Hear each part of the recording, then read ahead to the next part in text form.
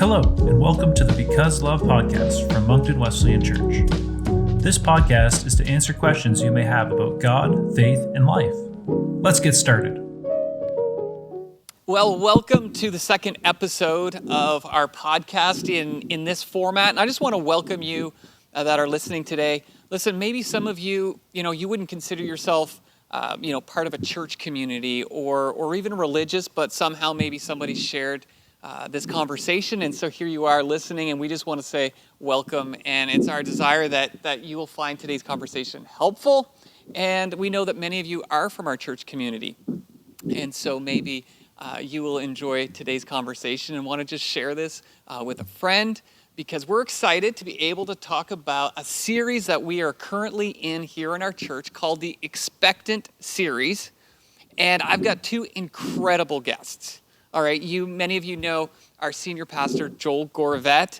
And Joel, you know what? It's a privilege to be able to be here on this podcast, but be able to just watch from behind the scenes as you lead our church and lead our staff through a very, very difficult time. So welcome. Crazy times. And yes. also, so we have, again, been in this series two weeks in a row. And so the first week we had Jeremy Mcdonald.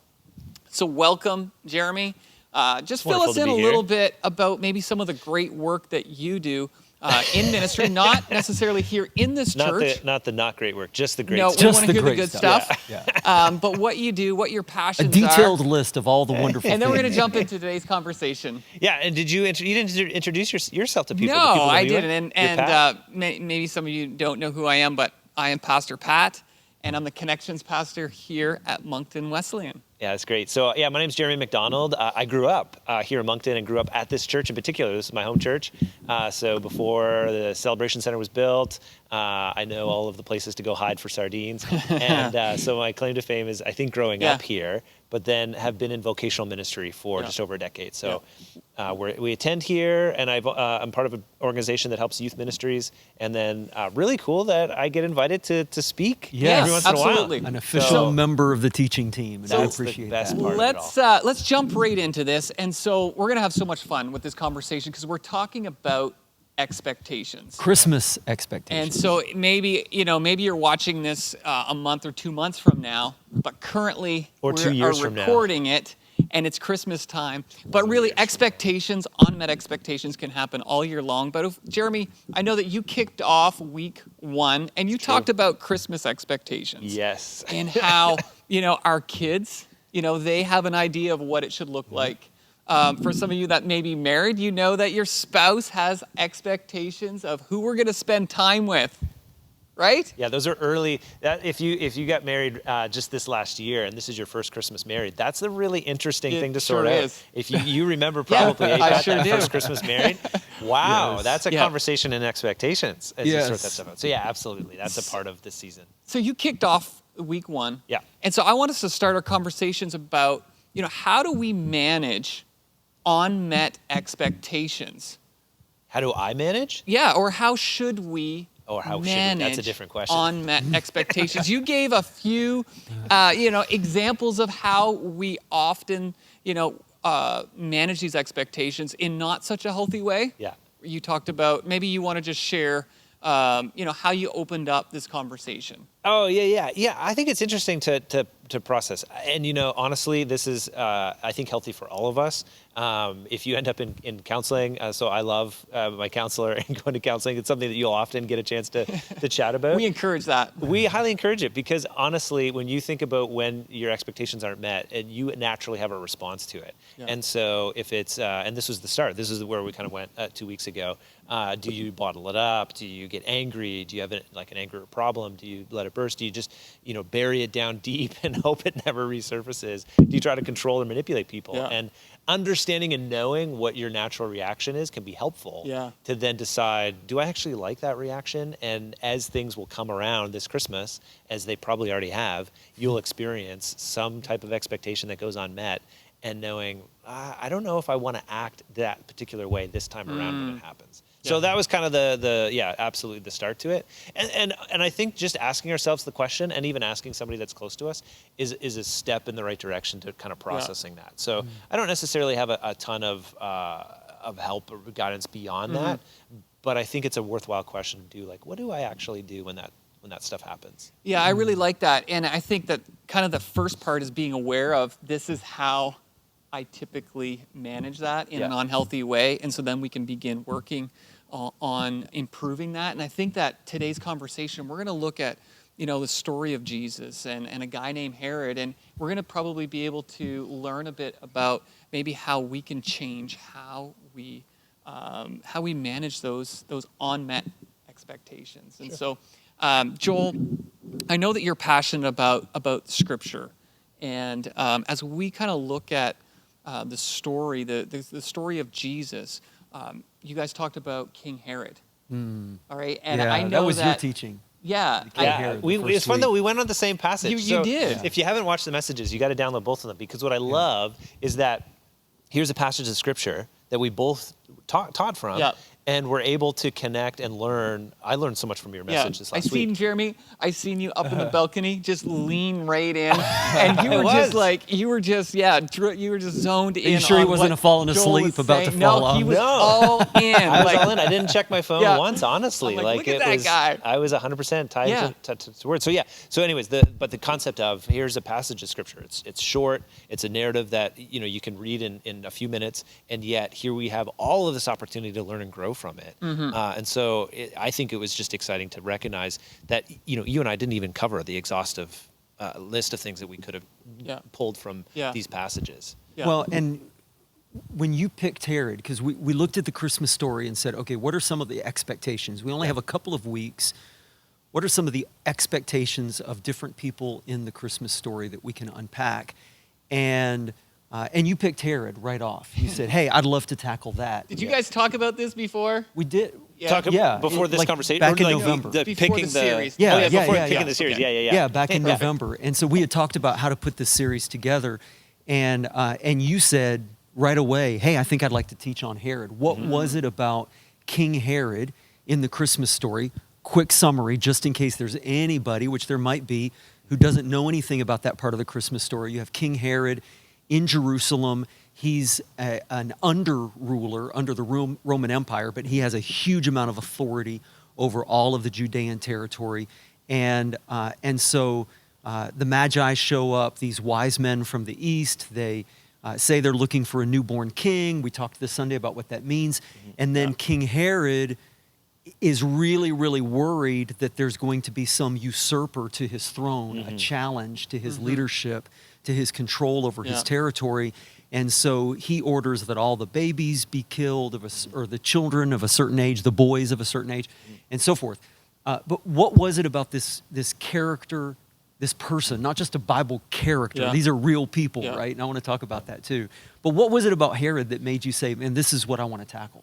Yeah, it's a good question. So kind of two things early on. And you and I wrestled this with you, actually, because I called when I was getting my car fixed, and I was walking around outside trying to land this idea. I knew I wanted to talk about identity, and I knew that there was some type of focus on identity in the midst of this story, because obviously Herod had baked into his story this idea that he was the king of the Jews and was going to, against all odds or whatever anybody said, be that person in that time. And so I knew I wanted to connect the dots to our story today, because our identities are so, there's so much at stake, and there's so much wrapped up in them, and there's so much, I think, there for us personally to process that I wanted to go there. I didn't actually know how it was going to end up, how I was going to get there.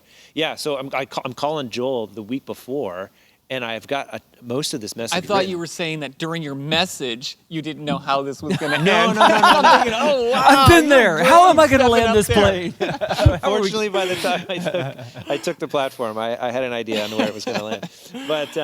But no, like I honestly, and when I was calling, I was like, I think that there's something here, and I had a bunch of different stuff written. I was trying to understand and make sure that I was being authentic to the Scripture, and that we were talking like really about what Matthew was trying to convey as he wrote this piece of narrative. And so you were really helpful as I was processing that. So I knew I wanted to talk about identity. That's one of the reasons why I went to Herod. Okay. The other thing, and this kind of came out towards the end when we talked about, some of us, not all of us, some of us do wrap up a lot of our thoughts, and maybe these days more than others, in the political realm and in the power structures of this world, and who has power and who doesn't have power. And Herod was all about politics and power. All about and amassing more power and convincing more people to look to him, and even appeasing people as a part. So, we didn't talk about this on the Sunday, but he spent an enormous amount of his taxation actually rebuilding the Jewish temple in an effort to solidify himself as this leader of the Jewish people. Right. What a lot of people don't catch, just anytime you hear any teaching about Jesus and the temple, and you see the picture in Jerusalem of what it would have looked like with the marble front and glimmering gold and how beautiful it was. Whenever you see those pictures of the temple, generally what you're seeing in those renderings from the time of Jesus, the temple was rebuilt. It was the second temple. The first temple had been destroyed, and then you had the exile to Babylon and so forth. And I talked a little bit about that with Daniel this past Sunday.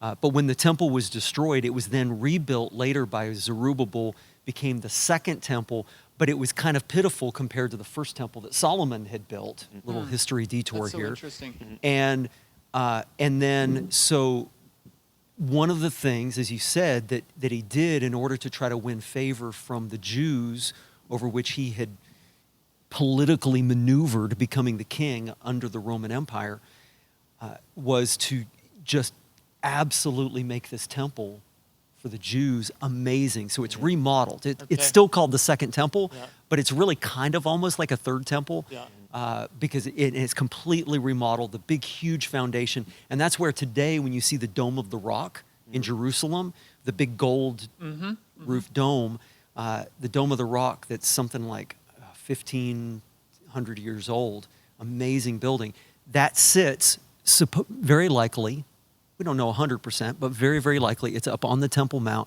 and sits in the place where the temple that Herod remodeled was built. Wow. And what's amazing about Herod, just real quickly on the archaeology side of it, is he was good at the political power game.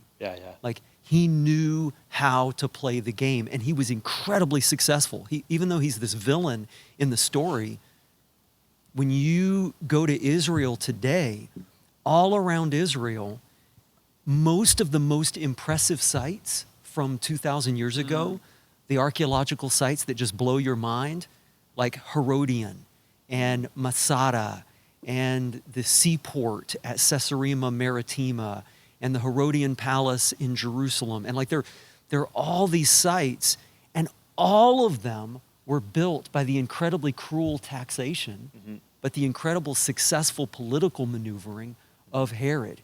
And so he was so evil and so insecure and constantly putting down those who would challenge his leadership. Nothing like today. Okay. Did you have anybody in mind? I don't know. And so it's so relevant. You know what I mean? No, but it is. It really is, because we do that. Everybody in our lives, we can think of somebody like Herod. Yeah. Somebody who is incredibly successful, has built an empire, built beautiful things that will last, and we're like, that doesn't seem fair. How can the evil seem to prosper? Yeah. And that's kind of what Herod looks like, because he was like the epitome of evil and yet incredibly successful by worldly standards. I love it. And when you go to Israel today, you still see the marks of Herod everywhere. By the way, if you've never been to Israel, we'd love to take you. I want to go to Israel on a regular basis. Jeremy, I know you want to jump in here, but I just want to give our listeners Okay. a little context. Where Joel's coming from is Joel, you've traveled to Israel how many times? A lot. Several times. And so I love it comes through in his teaching and his passion that he's seen these actual places where I haven't had that opportunity yet. So I read, to me, this is still a bit of a story, and I have to mentally sort of pull myself out and say, this is real people, real situations when I read the Christmas story. And so I love being able to hear you talk about specifics of what really happened and the character traits of these individuals. Right. Jeremy, I know you wanted to jump in. I have That's a question, and then I'll finish answering the other question. So is the second temple, is it on the site that the first temple was built? Do you know? Supposedly, yes. Interesting.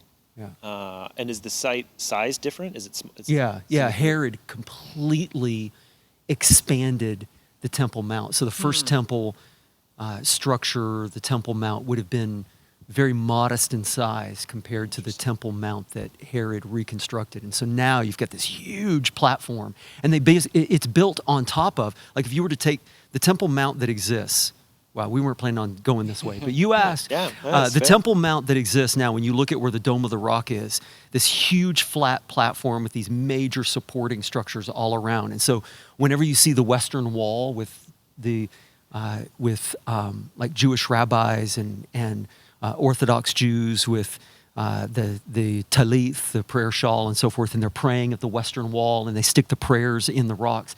That is the Western Wall. That's the foundation that Herod built. Those are rocks that were put there by Herod the Great, that Herod built to expand the Temple Mount foundation. Well, if you were to peel all those rocks away and take that foundation, that platform off, there's a little mountain there, and it's called Mount Moriah, right? And so yet again, historically, the reason for its being there is that is where Abraham and Isaac, the whole sacrifice story, and God provides the ram, and so that's why it continues to be for Jews and for Muslims and for Christians, that little couple of acres is one of the most significant places on earth. That's good. Yeah. Right. Okay, so going back, why did I pick Herod? Oops, sorry guys. No. This is where we wanted to go. This is great. The political nature of this conversation, I think so many of us can get caught in assuming that the political realities of our day, or we affiliate with a particular side or party, and so we demonize the other side, and it's this big fight, and this is all that matters, and we kind of wrap up, I think, our identity, but even like the goodness of the world and the direction of the world and how things are going politically. Yeah. And what's fascinating, at least to me, from this story is that we're reading about a time in history when obviously Herod had all of the power in that world. And there's this king born, and this baby king ends up completely upending the whole power structures of our world and reframing everything, and that we can pledge our allegiance to this grand story that God has been a part of and both leading us into. And that at this point, that enormous power structure, that to the people, and that was like, if you had gone back and said to Joseph, like in that moment, like, hey, just so you know, your son and you are going to be the heroes of a narrative that's going to be shared for thousands of years, and Herod's going to be a footnote. Yeah. Like, he's going to be so insignificant, and people are never going to really think and remember him. Wow. Joseph would have had no concept of being able to piece that together because it was just unheard of. And yet, to be able to recognize that the work that God is doing in our world today, in the same way that he was doing something 2,000 years ago, has so much greater impact and significance, and we get to play a role in that. And that is way more impactful than anything that happens in the political sphere. Our king and his kingdom has no end. Yeah, preach. Because I love it. Because you got the whole idea that Herod the Great, I'm sure he probably came up with that term for himself. Sure, That's historically what he's known as, King Herod the Great. That all he has left are ruined buildings, as magnificent and enduring as the buildings were. But what Jesus was about was building people, was building a movement, and not just a movement to make our lives better, not just a people to make us like better people, but to make sinners saved, to die on the cross for our forgiveness, for our transformation, like the rescue mission for the world. And so that contrast between Jesus and Herod, man, that's good. And I think, Jeremy, I love one of the statements in your message where you called Herod a narcissist. Yeah. Right? And is what you just communicated to us some of the reasons why you would call him a narcissist? Yeah, well, I mean, just the idea that he would spend so much of his time, effort, and energy on his own personal kingdom, his own personal rule. Yeah. And I think even for me, I have to have a gut check. Like, the message speaks to me just as much as hopefully it speaks to all of us. Yeah. When we think about where are our identities and how does Jesus threaten ours? Because it's easy for all of us to trend towards narcissism. And we can do it in the sense that it's actually not like Herod, like we're trying to kill people that are threatening our identity. Like we can assume that our world is just about us and about the things that we do. And if we're not careful, I think we lose the fact that God is writing a larger story, and that some of the things that make the most impact in his kingdom are the little things that we can easily breeze by because of our own personal narcissism. And so kind of reframing that, I think is helpful for us, because pure narcissism like King Herod is, that's a problem. I mean, it's still a problem today. Oh, bigger than ever. Yeah, there's people that's their story, Yes. and they have to wrestle that to the ground. I mean, maybe you know people that are like that. Yeah. But on a personal level, because we all kind of, our hearts trend towards our own personal narcissism, I think that the story can speak to us today. Really good point, because I think our culture actually breeds narcissism more than ever, because society is telling us, you deserve this, you earned it. And so what it does is, as I'm listening to you guys, I'm hearing the story of Herod is building his own empire. He's doing everything that he wants to do. And I think that's easy for all of us to lean in that direction. And then you have Jesus, where it was the complete opposite, where he was about everyone else. And as he lived his life, he led in a completely opposite direction, and it led to something so much bigger. Yeah. And so, Pat, like, what are some of the ways that plays out, though? Because I think we hear, narcissism, and we tend to think, like Instagram influencers and movie stars and, examples in, world leadership or whatever, where you brand people as a narcissist. And I think a lot of times that word, we think that doesn't apply to us. But, like, what are some ways that you guys see narcissism, like Herod, but like in our lives, played out? Because I think of narcissism as, like, for example, Herod cut people out of his life who would challenge his identity or his authority or his narrative. And, like, that's what social media does now, right? It does. Like, we cut people out of our lives who don't support our narrative, who don't support what we believe about whatever, our perspective on things. And so we end up in these little silos, because in our narcissism, we've only allowed people into our circle of influence who agree with us and confirm what we already think. Yeah, and we can create these worlds where people think they know who we are, because we're the narrator. Right, curate it. We can post the pictures, and we can show people, an improper image of who we really are, which really feeds into, this whole selfish ideas that we want to create for people. And we know that leads to just more emptiness, loneliness, and it's not our real identity. And so that's where I want to kind of take our conversation next is Jeremy, you talked about identity and how we can find our identity in our job, in how much money we have, our influence, relationships, and that becomes who we are. All right. And so you began to talk about that there's actually another option, that we can find our identity in Jesus. And you asked this question, okay? And so I want to ask you, because I want to know a little bit more about where you were going. And Joel, I know you'll add your thoughts in on this too. But how does Jesus threaten our identity? How does Jesus threaten our identity? So could you just kind of talk to us a little bit about that? Yeah, absolutely. I think if we've made anything else other than Christ the king of our life and the center of our identity, that he threatens that, in the sense that his presence in our world today is a threat to any of those false gods, is what we would say, or our idols. And so at the same time, the fascinating thing about Jesus, and even the fascinating thing about this story and calling him the king and the idea that they're looking for him, is usually you would assume a king exerts his power and influence and forces you to acknowledge his kingship. And Jesus is so different in that as he comes, he's inviting us to be participating in his kingdom, but he doesn't force his way. Even as a human, as he walked the earth, the idea that he had ultimate authority as God himself, and yet was willing to lower himself to be a human and walk amongst people and submit to authorities that are around him. And so I think for each of us, the interesting thing, for those of us that call ourselves Christians, we have to wrestle with each day, are we willing to make Christ the king of our lives and make him the king today? And for those that don't follow Christ as their king, there's an invitation that's there, but he's not going to be bossy about it. He's not going to force his way in. Absolutely not. There is a choice there that we often would reference and invite people to take a step towards him. But I think that is at least a part of what we want to wrestle with around the Christmas story and around at Christmas time, because for many people, maybe this is your story. You've written it off as maybe a narrative or a story, and you haven't maybe made it a personal thing lately.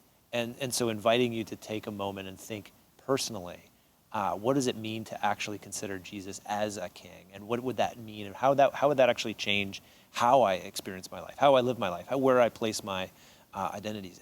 And fortunately, I think at this point, this is maybe outside the scope of the conversation, but we have so much research in some ways, but lots of social scientists that kind of understand and watch the trends that we see in our world today. And as people misplace their identities, it's pretty clear at this point that there's all sorts of negative health outcomes. There's negative mental health outcomes that come from that.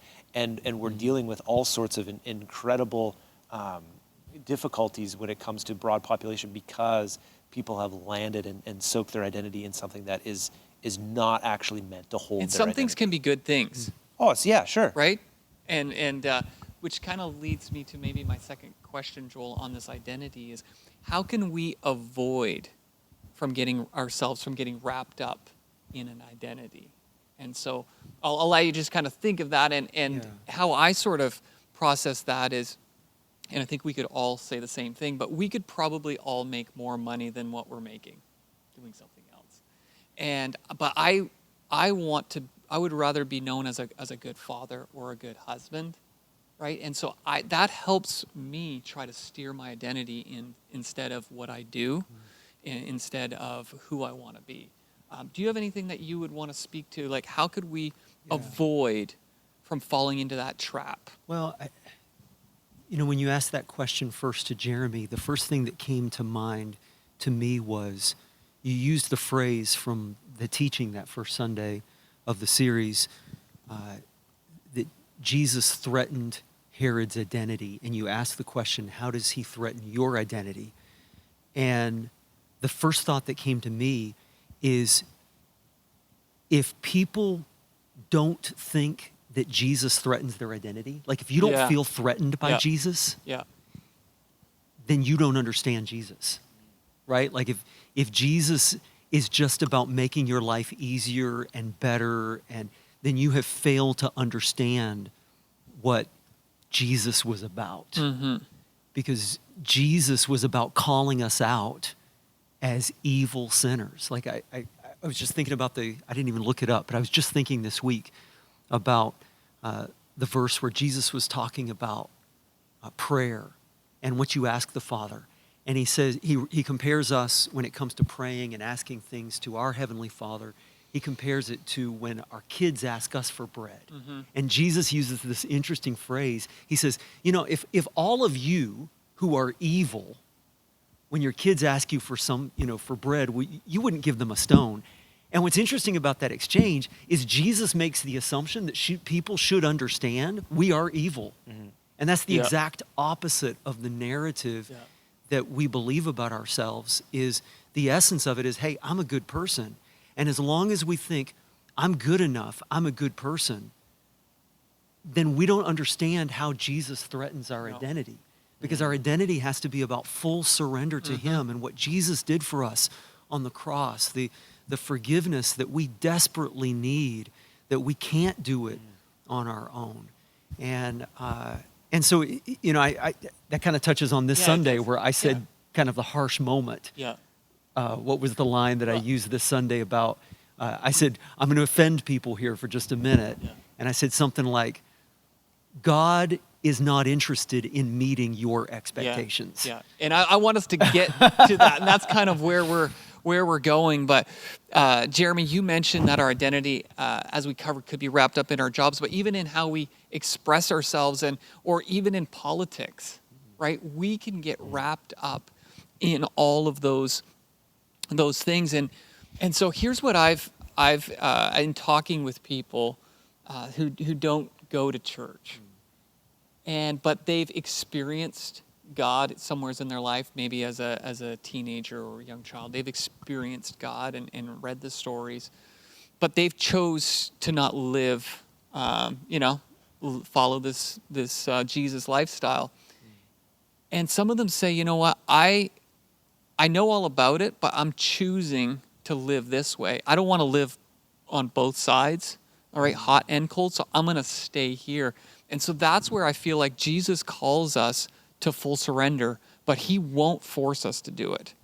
And so it's interesting how, people will, he's not going to push, even though that they know, and hopefully there'll be a time where they begin to surrender their life to Jesus and take on that new identity, which again is just a life that the world just can't offer.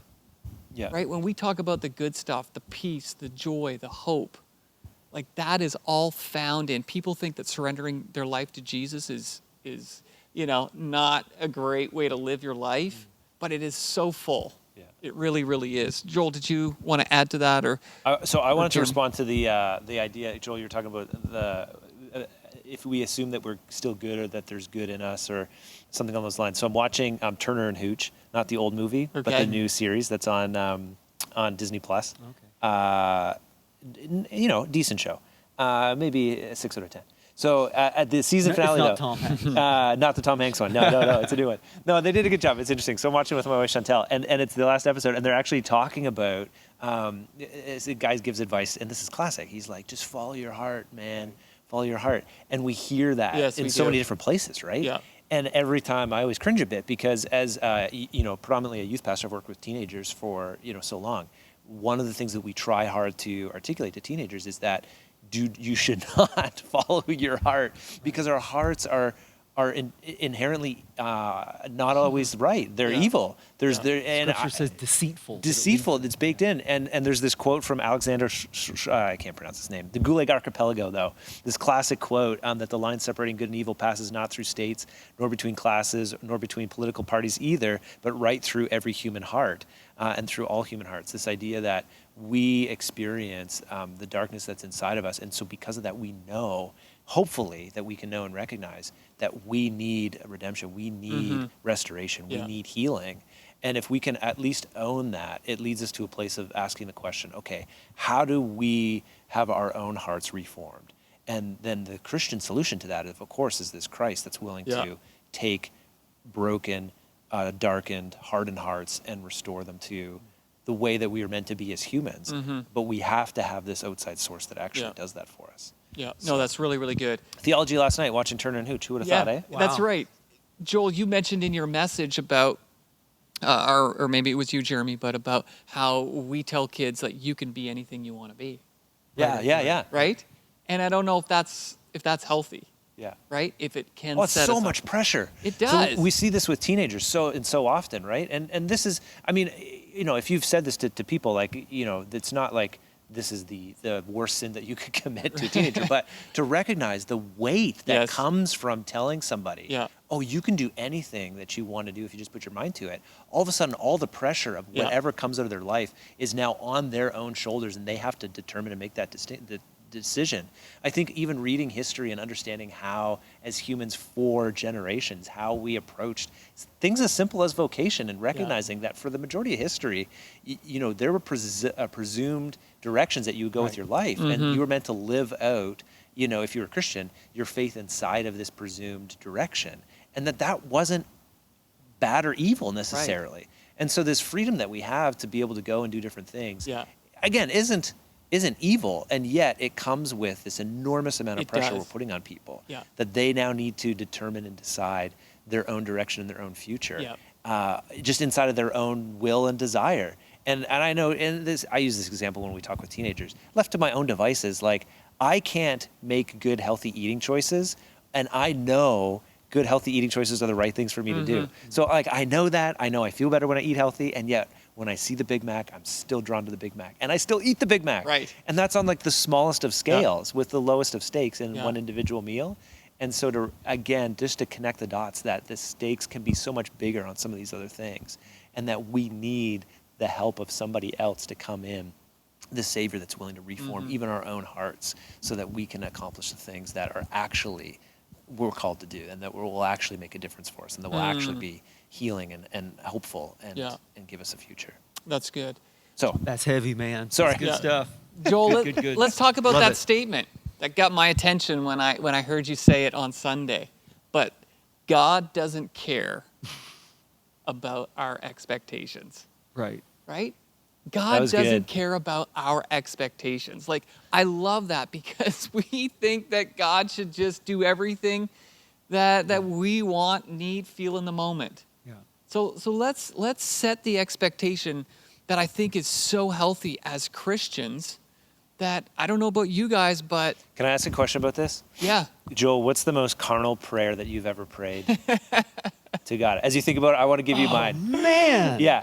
The most carnal. Jeremy, most you really define set him carnal up for here. everybody out so there. my who doesn't know that my word. example is I remember a time where I was like honestly like almost like face down before the Lord asking him to find my mittens. This was a long time ago. Mittens, yeah. I prayed for wallets. That's usually a little bit, but in terms of like just a little bit self-serving, I'd lost my mittens, Well- and it was like a significant prayer concern. So I mean, you can pray for your mittens, but what's the most carnal thing you prayed for? Do you think? Oh, that is. I've never been asked that question in my life. I don't know. Pat, do you to got one? Yeah, I do. legitimately ask. Yeah, I'll give Was you. it sports I'll buy you related little for a more time. team? But no, seriously, we're talking about Christmas. I am the worst gift giver. Yeah. All right, and so literally, I will like when it's time to go Christmas shopping. I'm like, God, you need to help me. And so seriously, like just a couple of days. Hey, I haven't tried that yet. couple of Maybe days that's what I'm missing. ago, I was with two of my boys. Oh, this is from And a couple days ago. Yeah, we had to do. This is like fresh, right? I like it. I'm like, boys, listen, we were literally in the car, and I was like, we've got to go buy 2 gifts. Yeah. And we don't know where or what we're getting, and so this is where I pray and say, God, like, help us, lead us, like, show us something. And so again, just this simple. Who are the gifts for? Who were the gifts for? They were adult gift exchange that we do Oh, with the okay. Steve family. I wondered if it was your wife. Yeah. I start praying much more in advance for that one. But that's what I was asking God for. God, help us find 2 gifts that would just be perfect and personal for our family. So there you go. All right. You don't have to answer, Joel. The only thing I It's can fine. think is maybe how, like with sports, there have been times that I wanted a team Oh, to win yes. so bad, but I can't. I don't know that I've actually prayed for it. though. Right. Yeah. So Yeah. that's what I'm yeah. like, No, yeah. that's fine. Anyways, Yeah, doesn't God, care help about us your win this game. Right. Right? God doesn't And care you've about got your like more expectations. players on the other team praying the same thing. So you're like, well, who's he gonna, But for anybody who's Who's gonna wondering answer the about the prayer? context on that, if you did not catch the message from this Sunday, the teaching was on the Magi. And so the idea was that we have every reason to believe that the Magi are expecting when they make this long journey, months through the desert. And we talked about the geography and the history of the Magi and all that sort of stuff. And we have every reason to believe that they think that they are about to intersect with one of the greatest moments in human history. They're about to meet one of the greatest leaders the world has ever known Wow. because of these widespread prophecies that we talked about, not just for hundreds of years, like we talked about the Daniel prophecy for 600 years before, who was the chief of So the order you of the felt Magi. they knew. But like, there was yeah, an I think they had an expectation. expectation Yeah. that they were about to meet, the greatest leader the world has ever known. And I think that would come with built-in expectations, right? And so I quoted Tim Elmore, who said about the story that they came following a star, but they found a stable. Right. That they probably expected prestige, but they found poverty. Yeah. And a poor working class family, an unwed mother who's just gotten married before the baby is born and claims that it's a virgin conception, and a working class husband named Joe who's a construction worker. Like this cannot be what the Magi, Yeah. who we know historically Yeah. are the advisors Yeah. and consultants Yeah. to the kings and the leaders and the most powerful people in the world. And then they put in all this money and this time and this effort, and they bring the gifts of gold and frankincense and myrrh. And then this is what they find. Right. And so the idea that we were trying to unpack on Sunday is how often we go after what we think is good and godly, and things don't turn out the way Yeah. that we thought they would. Yeah, definitely. And so what I'm hearing is that we need to put our trust in God, right? Just like they, expectations, they come, they go, some are met, some are unmet. But if we can just say, you know what, even admit disappointment, right? Even admit frustration, but say, God, I trust you anyway. And so maybe there's people that are listening that they're kind of in a moment where they're feeling like they've been ripped off. They didn't get what they deserved. And you shared a story about this powerful story in your message about a missionary. But if we can somehow change our perspective and say, you know what, God, you are faithful. And even though I don't understand it, even though I don't agree with it, God, I am putting my trust in you. And I think that somewhere in there lies the answer in how we can manage those unmet expectations with an attitude of hope, with an attitude of somehow, God, you're going to come through this, right? And I that to me is what helps get us through, because we've all been through probably some really tough times where we've doubted God, been angry with God. And I've had to make a conscious choice whether I'm going to choose to believe that. And when I did, it would make me, a bad attitude, right? And just miserable. And so I had to slowly change my perspective and say, God, I don't understand this. I don't think it's fair, but I'm going to trust you. And as I moved in that direction, I felt like, just a peace. I felt hope. I felt forgiveness in that moment. And so just shifting our focus when expectations are not met. I wanted to ask, what do you think the conversation was like after they left Jesus' house? They dropped the gifts. Right. They're like, Wow. what were they talking? Maybe there's some expectation that Yeah, that's really good. that there was like, something will happen here, but presumably be like, what did we just come all this way for? And what that's did we where just do? the one thing we know is in Matthew 2, even though Jesus was probably not what they expected in the context that they expected, that I really tried to focus in on that line, but they were overjoyed. Oh, okay, yeah. And they bowed down and worshiped him. Yeah, fair enough. So apparently they came with expectations. Jesus was not what they expected, but they found in him joy and they worshiped him. Yeah. And I want to, since I have the floor, the reason I grabbed my phone, because it wasn't that I wasn't listening to you, Pat, is I just happened to think. I put out this morning a question, knowing that we were going to do this podcast recording this afternoon. And I put online and just asked if anybody had any questions about anything. And there were a couple, like Johan asked about like symbols like the Christmas tree. Where does that come from? And is it pagan? And we could talk about some of that stuff if we have any time, which I'm not sure we're going to have enough time or not. But Thanks for your on questions. that one, that was Martin Luther from the 1500s, supposedly, who was one of the first ones. To do Christmas trees? Yeah, well, that's nice. That very likely it was before that they brought evergreens indoors. But he's attributed for the ones for putting lights on the tree. Oh, really? To represent the light of Christ in the world and shining into the darkness. And which Making has to be fire the marshals greatest nervous fire hazard ever, right? And so the very next year, Martin Luther had to build a new house after his house burned down after the first Christmas celebration with a Christmas tree with lights on it, because they used candles. But the question related to the Magi, though, was I got Yves LeBlanc asked the symbolism and meaning of the gifts of the wise men. Yes.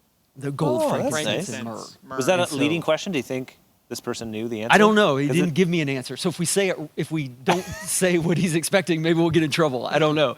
But did you guys have any background on the gold, frankincense, and myrrh? Or? A little bit. I've looked at it before, Yeah. and I was looking at it a bit. So you probably know more than I do. But gold is like a gift for a king.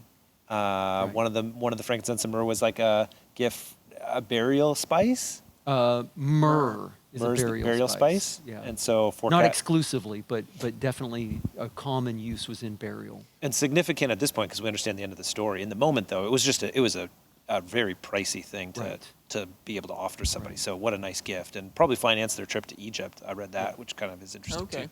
But yeah, and I forget what frankincense is. Yeah, frankincense.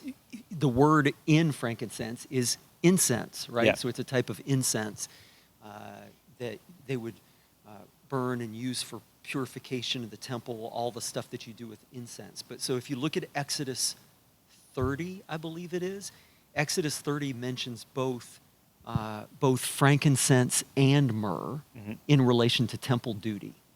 And so, so some of the things, to be clear, the Bible does not say exactly what the significance of gold, frankincense, and myrrh are. So we look back historically, we look back at the Old Testament, and we try to infer some things. But if anybody tells you, categorically, this is exactly what gold, frankincense, and myrrh means in the Jesus narrative story of the Nativity for Christmas, then they're overstating it because the Bible doesn't say specifically. Yeah. But I mean, you can interpret that, gold, the most costly and powerful, element prized in our world. A king, like you said, incense or frankincense was used in great part in the temple. Yeah. So worship, purification in the temple, the priests. And so you have a representation of the priestly function of Jesus. And then myrrh, like you said, burial spice, maybe foreshadowing his death. You guys aren't catching this. Joel loves this stuff. I do. I was going to say, you can, if you're a Young Living rep, are you going to drop your link in the show notes? You get some frankincense? Yes. Worked with some frankincense diffused a while back. Frankincense. So we've come kind of full circle here. We've started our conversation, talking about expectations. And we linked that, to Herod and how, his expectations of who he would be, really kind of got blown up when Jesus showed up. And we talked about finding our identity in Jesus, not in what we do, all right? And then we're sort of moving into kind of, maybe closing out this conversation. But if you guys don't have anything specific that you want to cover on this topic, or maybe I'll start with this question.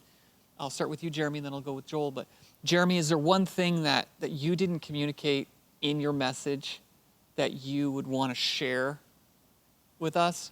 Or is there something that maybe didn't make the message that you would want to just, add that into it? Or maybe there's something that you said you wish you wouldn't have said. So maybe a couple options there. I think I was good. See, the trick is that I put all my main points on the slides, and so I just am able to know, that's at least that's what I plan to say. Right. I was going to reference a YouTube promo that I had come across, and I haven't watched all their videos, but it looks intriguing, and it's He Gets Us. Okay.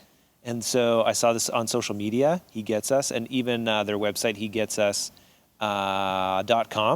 Intriguing at Christmas time, and it's all about Jesus gets our struggles because He experienced them too. Okay. And some really great videos, and I think... So YouTube, He Gets Us. I can't vouch for everything because I haven't watched all their stuff, but at first pass I was like, this is kind of cool. I like it when Christians are trying to, again, help people be connected to this Jesus that cares so deeply for our world today.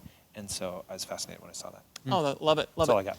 Pastor Joel, as you spoke last week, anything there that you want to maybe add to, and knowing that you've got another week? Yes, I'm excited about this Sunday, the Sunday before Christmas, and we're going to take another look at one of those expectations in the Christmas story. One of my favorite people in the Christmas story that hardly ever gets any attention. And so I'll save that for this Sunday. You're not telling us who it is? I'm not. You got to come. Nuts. You got to figure it out. So many secrets. I know, right?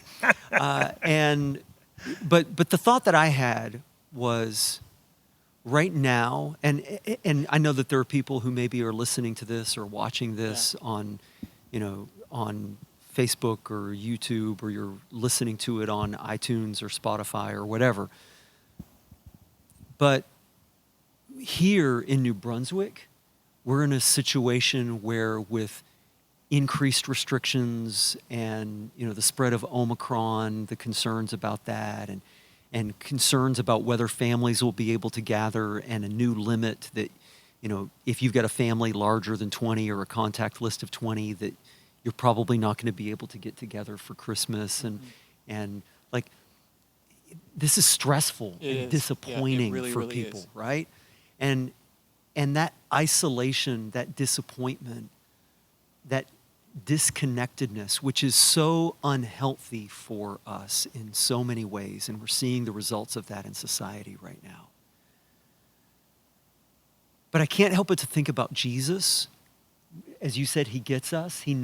Jesus knows our sorrow. Jesus knows all about our troubles. Jesus experienced everything that we could have experienced, and yet was without sin. Mm-hmm. And I think you even see that in the Christmas story, because the story of Jesus being born is not like this big, beautiful, happy family gathering story. Right. That they're forced, it sounds like, by Caesar Augustus to go from Nazareth all the way down to Bethlehem. She's pregnant. They're expecting this child. Like, this does not sound like a journey that they would want to make. Mm-hmm. So they're forced by restrictions to do things they don't want to do. Yeah. Starting to sound familiar. We get that. They get there, and apparently either the family didn't have room for them in the house, maybe it was part of an annex to the house. But whatever it was, whatever the reason was, I'm not guessing that a person's first choice for the baby is to put them in a feeding trough. Right. For, like, absolutely, yeah. lambs, for the sheep and the animals and so forth. That's my guess. I could be wrong. And so, to me, even the story of Jesus being born, if you feel isolated and restricted this Christmas, which many of us here in New Brunswick are feeling, understandably so, understand that even that is part of the Christmas story. Wow. That Mary and Joseph were isolated and forced to do things, and that maybe they didn't feel like doing because of the government, and so forth. And again, I'm not saying about whether all that's right or wrong. That's not my point. But my point is, if that's the way you are feeling, understand that that is part of the Christmas story too. Yeah. And Jesus gets it, and take that disappointment to the Lord. Don't just lash out in Yeah, that's frustration. good. Do productive things with it that bring glory to God. Yeah, that's so good, because again, we don't, just like they didn't see maybe the big picture or the end, all right? We don't know where all of this is going, all right? But we do know that through Jesus, he does win, and that he has positioned us here. This is so important. He's positioned each one of us here for a certain reason, time, and place. And so why not shift our focus and say, I don't understand what's going on, but I can do something now, right? I can love, my neighbor. I can give something that I have to somebody else. And there's so many things to be frustrated and disappointed about, but there's a lot of things that in our province we can be grateful for. And so I think that in this Christmas season, in this Christmas story, let's look for those things. It's good. Right? And from that, I'm telling you, it's just a much better place for us to live as Christians and as Jesus followers. And you guys got to know this, that people will notice the difference in our attitude and how we treat people. So as we wrap up, anything more you want to add, Jeremy? Christmas shopping all done? Yeah. Good? My wife is the planner. We're wrapped and ready to go. Awesome. I just want to make sure people know Sunday, we're going to unpack a piece of the Christmas story that I think you're not going to want to miss this Sunday. I'm really excited about it. And then Christmas Eve, both online and in person, we will have 2 Christmas Eve services here at 4 o'clock and 6 o'clock p.m. Atlantic Standard Time. So if you're Eastern Time, that'll be at 3 o'clock and 5 o'clock. Love it. Love it. If you're not going to want to miss it. Greenwich Mean Time, what would the time be? I have no idea. What's that? Greenwich. I was going to get him to do all the different ones. Oh, Yeah. yes. Yeah. Pacific time. Yep. Check out our I can't website for calculate all the Israel information time? you need What to time in know. Jerusalem? And listen, as we wrap up, maybe you found something today helpful. be sure, I know that when I listen to podcasts and I find something encouraging or helpful, I'm always wanting to share that and push that out to somebody. And if you have any complaints, send them to Pat. Absolutely. Yeah, we would love to hear it. So enjoy the rest of your day and enjoy this Christmas season. Merry Christmas. See you guys.